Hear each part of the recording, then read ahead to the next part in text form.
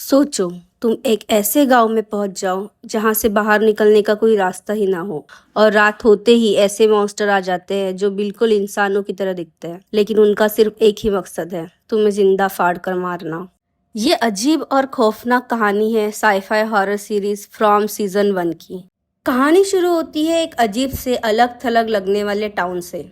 ये कोई नॉर्मल गांव नहीं है, बल्कि एक ट्रैप है, एक जाल है। इस जगह का एक बड़ा ही अजीब नियम है। जो भी इंसान इस हाईवे से गुजरता है, उसके सामने रोड पर एक बहुत बड़ा गिरा हुआ पेड़ आता है, और जैसे ही लोग उस पेड़ को देखकर अपनी गाड़ी घुमाते हैं और दूसरा रास्ता लेते हैं, बस वहीं से उनका नसीब उन्हें इस शापित टाउन में खींच लेता है। आप चाहे जितनी कोशिश कर लो, गाड़ी सीधी चलाओ, उल्टी चलाओ या जंगल के रास्ते भागो, हर रास्ता घुमा फिरा कर आपको इसी टाउन के बीच में लाकर खड़ा कर देगा। You are trapped. इस टाउन का लीडर है बॉयड स्टीवंस, जो एक एक्स मिलिट्री ऑफिसर है। बॉयड ने यहाँ सबको जिंदा रखने के लिए कुछ सख्त रूल्स बना रखे हैं, और उनमें से सबसे इम्पोर्टेंट रूल है, रात होने से पहले हर हाल में अपने घर के अंदर चले जाओ और दरवाजे खिड़कियां लॉक कर लो, क्योंकि जैसे ही सूरज डूबता है इस टाउन के असली मालिक बाहर निकलते हैं, द मॉन्स्टर्स। लेकिन ये मॉन्स्टर्स बाकी मूवीज की तरह चिल्लाते या भागते नहीं है। ये बहुत आराम से धीरे धीरे चल कर आते हैं।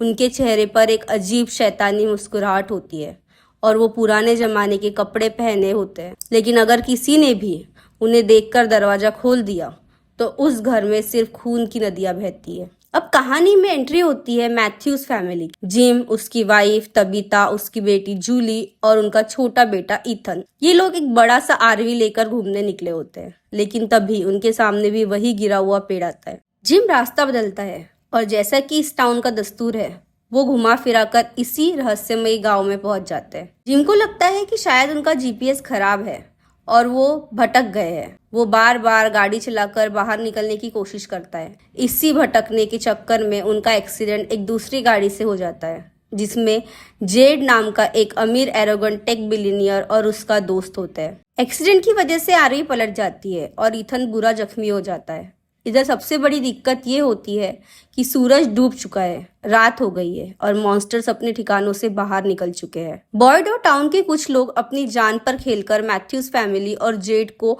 बचाने पहुंचते हैं। जिम और उसके बेटे को आरवी के अंदर ही छुपना पड़ता है, जबकि तबीता और जूली को बॉयड लेकर टाउन के एक सेफ हाउस में भागता है। ये रात उनके लिए कभी ना खत्म होने वाले बुरे ख्वाब जैसी होती है। अगली सुबह जब मैथ्यूज फैमिली आंखें खोलती है तो वो पूरी तरह शॉक में होती है। उन्हें यकीन ही नहीं होता कि अब वो एक ऐसी शापित दुनिया का हिस्सा बन चुके हैं जहां से लौटने का कोई रास्ता नहीं है। अब सवाल ये उठता है कि अगर ये मॉन्स्टर इतने खतरनाक है तो ये टाउन वाले अब तक जिंदा कैसे हैं? इसका जवाब है एक स्पेशल पत्थर, द तलिस्मान। बॉयड को कुछ साल पहले जंगल में एक अजीब सी गुफा मिली थी, जहाँ ये तलिस्मान मैकेनिकल सिंबल्स के साथ थे। अगर ये तलिस्मान किसी घर के दरवाजे या खिड़की के पास अंदर लटका दिया जाए तो एक इनविजिबल प्रोटेक्टिव शील्ड बन जाती है, जिसे क्रॉस करके मॉन्स्टर अंदर नहीं आ सकते। लेकिन इसकी एक बहुत ही डेंजरस कंडीशन है। तलिस्मान तभी काम करेगा जब घर के सारे दरवाजे और खिड़कियां पूरी तरह बंद हो, और ये मॉन्स्टर बड़े ही शातिर है। वो घर के अंदर जबरदस्ती नहीं घुस सकते, इसीलिए वो खिड़की पर आकर बड़े प्यार से बात करेंगे, किसी बच्चे की आवाज निकालेंगे, तो कभी आपके किसी मरे हुए रिश्तेदार का रूप लेकर आपको पुकारेंगे। वो आपको कन्विंस करने की कोशिश करते हैं कि हम अच्छे हैं, दरवाजा खोलो। बस एक गलती, एक पल का डिस्ट्रैक्शन और आपका पूरा परिवार खत्म।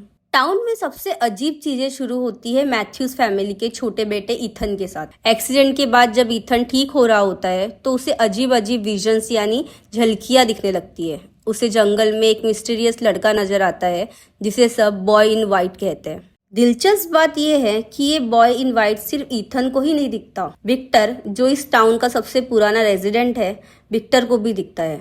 विक्टर तब से यहाँ है जब वो एक छोटा बच्चा था, और तभी इस टाउन के सारे लोग एक ही रात में मारे गए थे। विक्टर भी उस लड़के को देखता है। ईथन को लगता है कि उनका यहाँ आना एक कहानी का हिस्सा है, एक क्वेस्ट है। कभी कभी ये बॉय इन वाइट लोगों की मदद करता है तो कभी कभी चुपचाप खड़ा होकर वार्निंग्स देता है। लेकिन सवाल ये है, क्या ये लड़का कोई फरिश्ता है या फिर इस टाउन के पीछे छुपी किसी शैतानी ताकत का हिस्सा है जो बच्चों को अपना शिकार बनाती है? इस जगह पर रहने वाले लोगों ने सर्वाइवल के दो अलग अलग तरीके ढूंढ निकाले हैं, जिसकी वजह से ये जगह दो हिस्सों में बढ़ चुकी है, द टाउन और कॉलोनी हाउस। न्यूकमर्स को चुनना पड़ता है कि वो कहाँ रहेंगे। पहला है द टाउन, जिसे बॉयड चलाता है, जहाँ लोग नॉर्मल अलग अलग घरों में रहते हैं, खेती करते हैं और प्रॉपर डिसिप्लिन फॉलो करते हैं। उनका मानना है कि डिसिप्लिन ही जिंदा रहने का एकमात्र रास्ता है। दूसरी तरफ है कॉलोनी हाउस, जिसे डोना नाम की एक बिंदास और स्ट्रांग औरत चलाती है। कॉलोनी हाउस एक बड़ी सी बिल्डिंग है जहाँ सब लोग साथ में रहते हैं, शेयर करते हैं और उनका मानना है कि भाई जब पता ही है कि कल जिंदा बचेंगे या नहीं तो आज को खुलकर जियो। वहाँ पार्टीज होती है, म्यूजिक होता है और आज़ादी होती है, लेकिन इस फ्रीडम की एक भारी कीमत भी चुकानी पड़ती है। सीजन के बीच में एक गलती की वजह से कॉलोनी हाउस में मॉन्स्टर्स घुस जाते हैं और वहाँ जो कत्लेआम होता है वो आपकी रूह कांप देगा। जैसे जैसे दिन बीतते हैं, जिम और तबीता इस नर्क में फंसे रहने से इनकार कर देते हैं। वो हार नहीं मानते और आंसर्स ढूंढना शुरू करते हैं। तबीता नोटिस करती है कि घर से सारे इलेक्ट्रिकल अप्लायंसेस बिना किसी वायरिंग के चल रहे हैं। लैंप से वायर निकालो तो वो जमीन के अंदर जा रही है, पर पीछे से कोई मेन पावर सप्लाई नहीं है। इस मिस्ट्री को सॉल्व करने के लिए तबीता अपने घर से बेसमेंट की जमीन को खोदना शुरू कर देती है। दूसरी तरफ जिम और टेक जीनियस जेड एक प्लान बनाते हैं। उन्हें लगता है कि अगर वो टाउन के सबसे ऊंचे पॉइंट पर एक बड़ा सा रेडियो टावर खड़ा करे तो शायद वो बाहर की दुनिया से फ्रीक्वेंसी मैच करके कांटेक्ट कर सकते हैं। सारे टाउन वाले अपनी उम्मीद लगाकर दिन रात एक करके उस रेडियो टावर को खड़ा करते हैं। और फिर आता है वो मोमेंट जो पूरे सीजन का सबसे बड़ा टर्निंग पॉइंट है। मौसम अचानक खराब हो जाता है, तूफानी हवाएं चलने लगती है, पर तभी रेडियो से स्टैटिक आवाज आती है। जिम खुशी से चिल्लाता है और कहता है, हेलो, क्या कोई सुन रहा है? हम फंसे हुए हैं। तभी स्टैटिक के बीच में से एक साफ, ठंडी और अजीब सी आवाज आती है। वो आवाज कहती है, जिम, इज दैट यू? तुम्हारी वाइफ को उस बेसमेंट में खोदना बंद कर देना चाहिए। ओ माय गॉड, जिम के पैरों तले जमीन निकल जाती है। वो आवाज किसी रेस्क्यूअर की नहीं थी, वो कोई ऐसा था जो उन्हें देख रहा था, जो उनका नाम जानता था और जिसे पता था कि ठीक उसी वक्त तबीता बेसमेंट में क्या कर रही है। उधर बेसमेंट में तबीता खोदते खोदते जमीन के अंदर धंस जाती है और एक अजीब गहरी अंडरग्राउंड टनल में गिरती है। और वहां उसे दिखता है इस सीरीज का सबसे बड़ा और खतरनाक राज। वो टनल और गुफाएं असल में उन मॉन्स्टर्स का घर है। दिन के वक्त जब सूरज चमकता है, ये मॉन्स्टर उन्हीं अंधेरी गुफाओं में चैन से सो रहे होते हैं।